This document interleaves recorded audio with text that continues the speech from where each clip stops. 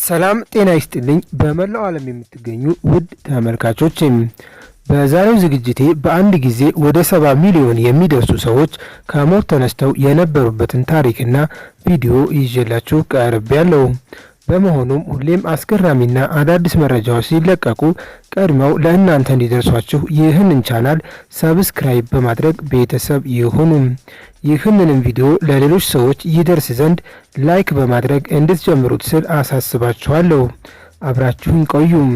ይህ ፊልም የሚጀምረው ስሙ ባልታወቀ በአንድ የፈረንሳይ ከተማ ሲሆን በቪዲዮ ላይ እንደሚታየው ከሞት የተነሱ ብዙ ቁጥር ያላቸው ሰዎች ከመቃብራቸው ተነስተው ሲጓዙ ያሳያል። ታዲያ እነዚህ ሰዎች ሰልፍ ሰርተውና መስመራቸውን ጠብቀው እጅግ በጣም በከፍተኛ ጸጥታና ተመስጦ ውስጥ ሆነው የከተማውን መንገድ ይዘው መሄድ ጀመሩ። የዚህ ከተማ ነዋሪም በአግራሞት እየተመለከታቸው ነበር። በመሆኑም የእነዚህ ሰዎች ብዛትና የመንገዱ መጨናነቅ እየጨመረ ሲመጣ የከተማው ምክር ቤት ችግሩ ምን እንደሆነ ለማወቅ ስብሰባ ይቀመጣል። ነገር ግን የከተማው ምክር ቤት ቢሆን በሁኔታው እንደ ማንኛውም የከተማው ነዋሪ ግራ ተጋብቶ ነበር። በመቀጠልም የዚህ ከተማ ከንቲባ ዓለም በሙሉ የዚህ አይነት ችግር እንደገጠመውና ሰዎቹም ከሞት እየተነሱ ያሉበትን ምክንያት ማንም ማወቅ እንዳልቻለ ለሕዝቡ አስታወቀም። ይህ በእንዲህ እንዳለም እነዚህ ሰዎች በዚያች ከተማ ከሞት በተነሱበት ቅጽበት እንኳን በዓለም አቀፍ ደረጃ ወደ 70 ሚሊዮን የሚደርሱ ወንድና ሴቶች ከሞት እንደተነሱ ይገመታል። ታዲያ በዚች ከተማ እስካሁን ድረስ 13000 ሰዎች ከሞት ተነስተው ከተማዋን አጨናንቀዋታል። እነዚህ ሰዎች በዚያች ስሟ ባልታወቀች ከተማ ከመካነ መቃብራቸው ተነስተው ሲጓዙ የነበረው ሰልፍ 2 ሰዓት የወሰደ ነበር። ከሞት የተነሱት እነዚህ ሰዎች ሴቶችም ወንዶችም የሚገኙበት ሲሆን የዛሬ 10 ዓመት ጀምሮ አሁን ድረስ ሞተው የነበሩ ሰዎች ናቸው። በመሆኑም የከተማው የሞት መዝገብ ሰነድ ቸክ ሲደረግ ሁሉም የዕድሜ ክልል እንደሚገኝበት፣ ነገር ግን ከ65% በላይ የሚሆኑት ከ60 ዓመት በላይ ዕድሜ ያላቸው ነበሩ። አንድ የሚያስገርመው ነገር ደግሞ እነዚህ ከሞት ወደ ሕይወት የተመለሱ ሰዎች ከመሞታቸው በፊት ከነበሩበት በተሻለ ሁኔታ ሁሉም ጥሩ በሚባል የጤና ሁኔታ ውስጥ መሆናቸው ነበር። ይህንን ነገር የተመለከተው የከተማዋ ከንቲባ ሰዎቹ ከጎዳናው ላይ ተነስተው ጊዜያዊ መጠለያ እንዲሰጣቸው እንዲሁም ደግሞ ተመዝግበው ልየታ እንዲደረግ ከእንግዲህ በኋላ ዜጋ ስለሆኑ መብታቸው እንዲከበርና ወደ የቤተሰቦቻቸው እንዲበተኑ አዘዘም። በመሆኑም ኮሚቴው እነዚህን ሰዎች ከ3 እስከ 6 ወር ድረስ በመጠለያ ማቆየት እንደሚገባ ስላመነበት ዕድሜያቸውንና ጾታቸውን መሠረት በማድረግ ለእያንዳንዱ ዶርም ተዘጋጀም። ውድ ተመልካቾችም ታዲያ በሚያስገርም ሁኔታ ከሞት ከተነሱት ሰዎች መካከል ውስጥ አንዷ የከተማው ከንቲባ ሚስት ነበረችም። ከንቲባውም ይችን ከሞት የተነሳችውን ባለቤቱን እንዲያገኛት ሰዎች ቢነግሩትም ማየትም ሆነ ወደ ቤቱ መላክ አልፈልግም አለም። በሌላ በኩል ደግሞ አንድ ኢሻም የተባለ የከተማዋ ምክር ቤት አባል የነበረ ሰው ሳልቬይን የተባለውን የ6 ዓመቱን ልጁን ከዓመታት በፊት በሞት አጥቶት ነበር። በመሆኑም እሱና ሚስቱ በመሆን ከሞት የተነሱ ልጆች ወደ ተመለሱበት ዶርም ያመራሉ። በመሄድም ላይ እያሉ ብዙ ከሞት የተነሱ ሰዎች ቃለ መጠይቅ እየተደረገላቸውና እየተፈተኑ ይመለከታሉ። ነገር ግን አብዛኛዎቹ እነዚህ ሰዎች ምንም አይነት ስሜት የሌላቸው እንደነበሩ ይታዘባሉ። የሞተውን ልጃቸውን ፍለጋ የወጡት እነዚህ ጥንዶች የልጃቸውን ፎቶ ካሳዩ በኋላ እንዲጠብቁ ተነግሯቸዋል። ከትንሽ ቆይታዎች በኋላ ልጃቸው ሲወጣ ደንግጠው ደርቀው ቀሩም። እዚህ ጋር ደግሞ እምቢ ብሎ የነበረው ከንቲባ ከሞት የተነሳችውን ሚስቱን ለመጀመሪያ ጊዜ ሲያገኛት ያሳያል። በመቀጠል የከንቲባው ባለቤት ልክ ከዚህ በፊት ሞታ እንዳልነበር ሆና ለምን ዘገየህ? ምን ሆነህ ነው? እያለች ስትጠይቀው ያሳያል። ልክ በዚህ ቅጽበት ደግሞ የኢሻም የሥራ ባልደረባ የሆነችው ሬቸል ደግሞ እየሆነ ባለው ነገር ተጨንቃ ቤቷ ተቀምጣለች። ማቲው የተባለው ባለቤቷ የሞተው ከ2 ዓመት በፊት በመኪና አደጋ ነበር። ነገር ግን መሞቱን አምና ተቀብላ ስለነበረ ዳግመኛ ወደ ሕይወት የመጣውን ባሏን ወደ ሕይወቷ ለመቀበል በራሷ እርግጠኛ አልነበረችም። በሚቀጥለው ቀን በስራ ቦታ እያለች ኢሻም የተባለው ባልደረባዋ ከሞት የተነሳውን ልጁን እንዳገኘውና ከመሞቱ በፊት እንደነበረው እንደሆነ ምንም እንዳልተቀየረ ይነግራታል። በመቀጠልም ኢሻም አንቺም ባልሽን ወደ ቤት አምጪው ብሎ ይጠይቃታል። ነገር ግን እሷ ወሬውን አቋረጠችው። ከዚያም በኋላ ከትንሽ ቀናቶች በኋላ የከተማው ምክር ቤት በድጋሚ ለስብሰባ ይቀመጣል።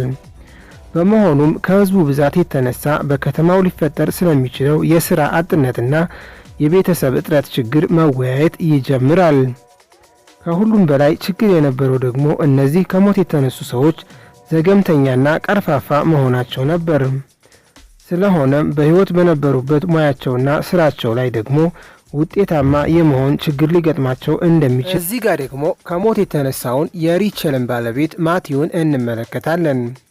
ስራውም አርክቴክት ነበር። ነገር ግን ይህ ሰው በስራው ዘገምተኛ ነው። የሚያወራውም ሰዎች ቀድመው ሲያወሩት ብቻ ነበር። ባለቤቱ ሬቸልም ልታገኘው አልሞከረችም ነበር። አሁን ደግሞ ምክር ቤቱ ሌላ ችግር ያጋጥመዋል። ይህም የእነዚህ ሰዎች ሌሊት እየተነሱ ወደ ጫካ መግባት ነበር። ታዲያ ጥናቶች እንደሚያሳዩት ወደ ጫካ የሚገቡት ቤተሰባቸውን ለመፈለግ ወይም ሲሞቱ የነበረው የጭንቀት ሁኔታ ሊሆን ይችላል። ይህንንም ችግር ለመፍታት ሳርዴት የተባለው ዶክተር ለእነዚህ ሰዎች ብቻ የሚሆን መድኃኒት ያዘጋጃል። በዶርማቸውም ወደ ጫካ እንዳይሄዱ የሚረዳቸው ሴኪዩሪቲ ጋርድ አሰልጥኖ አስቀመጠላቸው። ከዚያም በኋላ ሌሊት በሆነ ጊዜ ይህ ዶክተር ማቲው የተባለው ሰው ልብሱን ለብሶ ወደ ጫካው ለመሄድ ሲወጣ ያየዋል። በመሆኑም ዶክተሩ ማቲውን ተከትሎት ይሄዳል። ከዚያም በኋላ ብዛት ያላቸው ከሞት የተነሱ ሰዎች ስብሰባ ተቀምጠው ይመለከታል። እናም ዶክተሩ እነዚህ ሰዎች ሁሌም በየቀኑ ለስብሰባ እንደሚቀመጡ መረጃ ይደርሰዋል። አንድ ቀን ሬቸል ከስራ እየተመለሰች እያለ ባለቤቷ የነበረው ማቲው ከኋላ እየተከተላት እንደሆነ አውቃለች። ነገር ግን አያወሩም ነበር። እንዲሁ ዝም ብለው ወደ ቤት እየሄዱ ነበር። የማቲውን ሁኔታና የባህሪ ለውጥ የሚከታተለው ዶክተር ጋርዴት ደግሞ ከኋላ እየተከተላቸው ነበር። ባሏ ጋር መቀራረቡ ምቾት ያልሰጣት ሬቸል ማረፍ እንዳለባት ስላሰበች ወደ ክፍሏ አመራች። በዚህኛው የፊልሙ ክፍል ደግሞ ከንቲባው ከሞት የተነሳችውን ሚስቱን ማርታን ለቤተሰቡ እንደገና ለማስተዋወቅ ፕሮግራም ሲያሰናዳ ይታያል። ነገር ግን በፕሮግራሙ መሃል ማውራት አቆመችና በመቀጠልም ወደ ጫካው ሄደች። እንዲጠብቃት የተቀጠረው ሰውየም ቀኑን ሙሉ ግቢውን ስትዞር እንደዋለች ነገራቸው። ከንቲባውም ከፕሮግራሙ ተነስቶ ባለቤቱን ተከተላት። እናም ወደ መቀመጫዋ ሊመልሳት ሞከረ። ነገር ግን እሷ ምንም ሳታናግረው መሄዷን ቀጠለች። በዚህ ቅጽበት በማታው ሪቸልና ማቲው ቤታቸው ውስጥ አብረው ነበሩ። ሪቸልም ማቲውን ልታወራው ቀረበችው። ነገር ግን እየሳመችው ነበር። ተከትሏቸው የመጣው ዶክተርም በመስኮት እያያቸው ነበር። በሚቀጥለው የምክር ቤቱ ስብሰባ አንዲት ተመራማሪ ከሞት የተነሱት ሰዎች የሰውነት መጠነ ሙቀት ከኖርማል ሰዎች ያነሰ እንደሆነ አብራራች። በዚህም ምክንያት በተርማል ካሜራ ሲታዩ ነጭ ስዕሎች ይመስላሉ። በመሆኑም ምክር ቤቱ የእነዚህን ሰዎች እንቅስቃሴ ለመከታተል እንዲያመች ሞቃት አየር የያዙ ንፋፊቶች ላይ ካሜራ ገጠመ። ከዚያም እነዚህ ንፋፊቶች በከተማው አሰራጫቸው። የምክር ቤቱ ዋነኛ ዓላማ የነበረውም የእነዚህን ሰዎች ሌሊት ላይ የሚያደርጉትን ስብሰባ ሚስጥሩን ለማወቅ ነበር። በመሆኑም ለምክር ቤቱ የደረሰው የመጀመሪያው ሚስጥር አስገራሚ ነበር። ከሞት የተነሱት ሁሉም ሰዎች በመካከላቸው ቢያንስ 9 ማይል እርቀት እንደሚሸፍኑ ነበር። በመጨረሻም ምክር ቤቱ በቀጣይ የእነዚህን ሰዎች ብዛትና መመሳሰላቸውን የሚያሳይ መረጃ እንዲገኝ በመመካከር ስብሰባውን ይቋጫል። አንድ ቀን ሬቸልና ማቲው የሐይቅ ዳርቻ ላይ ሆነው ፀሐይ እየሞቁ ነበር። ሬቸል አሁን ማቲው አብሯት በመሆኑ ምቾት ተሰምቷታል። ማቲውን የሚከታተለው ዶክተርም ባህሪው እየተስተካከለ እንደሆነ ለሪቸል ይነግራታል። ማታ ድምፅ ትሰማለች። ወደ ጓሮ በመዞርም ተከትሏቸው የመጣውን ዶክተር አገኘችው። እናም ከዚህ ችግር እንድትወጣ ሊረዳት እንደሚፈልግ ስሜቷንም እንደሚረዳት ነገራት። በመቀጠልም ባሏ ማቲው ሁልጊዜም ማታ ማታ ወደ ሥራ እንደሚወጣ ታውቅ እንደሆነ ጠየቃት። በመሆኑም ሬቸል ባሏ የእንቅልፍ ችግር እንዳለበት ካመነች በኋላ ከዚያ ውጭ ግን ሙሉ ጤነኛ ነው ብላ ድርቅ አለች። በመጨረሻም ዶክተሩን ከሸኘችው በኋላ ወደ መኝታ ክፍል ስትመለስ ማቲው ከእንቅልፉ ነቅቶ አገኘችው። ማን ጋር እያወራሽ ነበር በማለትም ጠየቃት። እሷም በመዋሸት ከማንም ጋር አላወራሁም በማለት መለሰችለት። በቀጣዩ ቀን ማቲው የሥራ ሪፖርቱን ለአለቃው አቀረበ። ነገር ግን ያቀረበው ሪፖርት ምንም የሚረባ አልነበረም። አለቃው የሪፖርቱን ስህተቶች እየነገረው እንኳን መረዳት ተስኖት ነበር። በዚህም ምክንያት ከሥራ ደረጃው ዝቅ ተደርጎ ልክ እንደሱ አይነት ሰራተኞች ያሉበት የካምፓኒው ቴክኒካል ክፍል ውስጥ ተመደበ። በሌላኛው የምክር ቤቱ ስብሰባ ደግሞ በከፊል ትክክለኛ ሰው የሚመስል ባህሪ የሚያሳዩት እነዚህ ከሞት የተነሱ ሰዎች አእምሮ ውዝግብ እንዳለባቸውና ከመሞታቸው በፊት ያለው ትውስታቸው ምክንያት እንደሆነ ተነግሯል። ነገር ግን በስራቸው ላይ ምንም አዲስ ነገር መፍጠርም ሆነ ውጤታማ መሆን አልቻሉም። ምሽቱ ማቲው ልብሱን ከለበሰ በኋላ ሬቸል ሳታየው ወደ ስራው ይሄዳል። ይህን ጊዜ ዶክተሩ በእነዚህ ሰዎች ስብሰባ ስለምን እንደሚያወሩ ይሰማቸዋል። እናም እነዚህ ሰዎች ካርታ ዘርግተው ስለ ከተማውና በዙሪያው ስላለው ቦታ እያወሩ ይመስላል። በዚህ ቅጽበት የምክር ቤቱ አባል ሰውዬ ልጅ የሆነው ሳልቬይን እኩለ ሌሊት ላይ ከእንቅልፉ ይነቃል።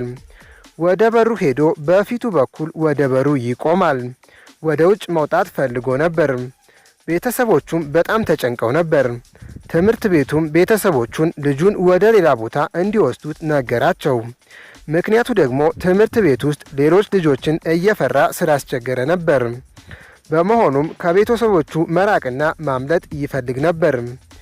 እዚህ ደግሞ በተመሳሳይ የከንቲባው ባለቤት የቤቱን አጥር ዘላ ለመውጣትና ለማምለጥ ስትሞክር ከንቲባው ሲያስቆማት ይታያል። በቀጣዩ ቀን ይህ ከንቲባ ለሪቸል ስለ ሚስቱ ሁኔታ ይነግራታል። በመሆኑም አንድ ቀን ሳያያት አምልጣው ልትሄድ እንደምትችል ጭንቀቱን እና ስጋቱን ይነግራታል። አሁን አንድ ነገር መደምደም ይቻላል። እነዚህ ከሞት የተነሱ ሰዎች ከቤተሰቦቻቸው በማምለጥ መገናኘትና መሰብሰብ እንደሚፈልጉ ማለት ነው። ነገር ግን ሁልጊዜም ሌሊት ሌሊት በድብቅ እየተሰበሰቡ ስለምን እንደሚያወሩ ማንም ሊደርስበትና ሊያውቀው አልቻለም። ሪቸልም ወደ ዶክተሩ በመሄድ ባለቤቷን ማቲውን ወደ ኖርማል እንዲመለስ እንዴት እንደምትረዳው ጠየቀችው። ነገር ግን ዶክተሩ በፍጹም ባሏን ከመቱ በፊት ወደ ነበረው ወደ ቀድሞ ሁኔታው ልትመልሰው እንደማትችል ይነግራታል። ከሆነም ደግሞ ከመሞቱ በፊት የነበረውን ነገር እንዲያስታውስ ማድረግ እንደሆነ ይነግራታል። እናም ዶክተሩ ለሬቸል ባሏ ማቲው እሷን እንደማያውቃት የሚያሳይ ቪዲዮ ሲያሳያት በሁሉም ነገር ተስፋ ቆረጠች። የሆነ ቦታ ላይ ደግሞ አንድ ሴኩሪቲ ጋርድ ማቲውንና ሌሎች ከሞት የተነሱ ሰዎችን እየፈለገ አይተዋቸው ከሆነ እነ ሪቸልን ሲጠይቃቸው፣ ቀጥሎም ከቅርብ ትልቅ ድምፅ ያለው ፍንዳታ ሲሰማ ይታያል። በመቀጠልም ከሞት የተነሱ ሰዎች በከተማው ብዛት ያለው ፍንዳታ ሲፈጥሩ ያሳያል። ሁላቸውም ከተሰበሰቡ በኋላ ወደ ዋሻ አመሩም። ከንቲባው ደግሞ ከእንቅልፉ ሲነቃ ሚስቱን ያጣታል። በመሆኑም መኪና እየነዳ ሊፈልጋት ሲሄድ ያሳያል። ከዚያም በኋላ በጎዳናው ስትጓዝ ያገኛታል። በጉልበትም ወደ መኪናው እንድትገባ ያደርጋታል። ነገር ግን ሌሎች ከሞት የተነሱት ጓደኞቿ መኪናውን እንዳይነዳ አገዱት። ባለቤቱ ማርታ ባለቤቷን ወደ እነሱ እንዲቀላቀል ጠየቀችው። ነገር ግን ምንም መልስ አልሰጣትም። በመሆኑም እርሱ ግን ሞቶ ነበር። በዚህም እነዚህን ሰዎች ተቀላቀላቸው ማለት ነው። በዚያው ቅጽበትም እነ ኢሻን ቤት ልጃቸው ሳልቬይን ለማምለጥ እየሞከረ ነበር። የዚህ ልጅ እናት አባቱን ተወው እንልቀቀው ይሂድ ብትለውም እምቢ አላት። እያወሩ እያለም ሳልቬይን ከሁለተኛው ፎቅ ወደቀም። ከዚያም በኋላ በመነሳት እየጠበቀው የነበረውን አንዱን ከሞት የተነሳውን ጓደኛውን ተቀላቀለም። እነዚህ ሰዎች ፍንዳታ እየፈጠሩ ስላስቸገሩ የከተማው ፖሊስ ራስን የሚያስት ኬሚካል ጭስ ረጨባቸው። ማቲው ደግሞ ሰዎቹን ወደ ዋሻው እንዲገቡ ካደረገ በኋላ ተጨንቃ ወደ ነበረችው ሚስቱ ሬቸል ሄደም። ከዚያም በኋላ ለመሞቱ ምክንያት ስለነበረው የመኪና አደጋ ምን ተፈጥሮ እንደነበረ ሁሉንም ነገር ነገራት። ከዚያም በኋላ ወደ ዋሻው ሲሄድ ተከተለችው። በፍርሃት ሆናም ሳመችው። ወደ ጨለማው ከመሰወሩም በፊት ተሰናበተችው። በማግስቱም የከተማው ፖሊስ ራሳቸውን የሳቱትን እነዚህን ሰዎች በመኪና ጭኖ ወሰዳቸው። በመጨረሻም አካላቸው በመቃብራቸው ላይ ተቀምጦ ነበር። እናም ቀስ በቀስ አስክሬናቸው እየጠፋ ሄደ።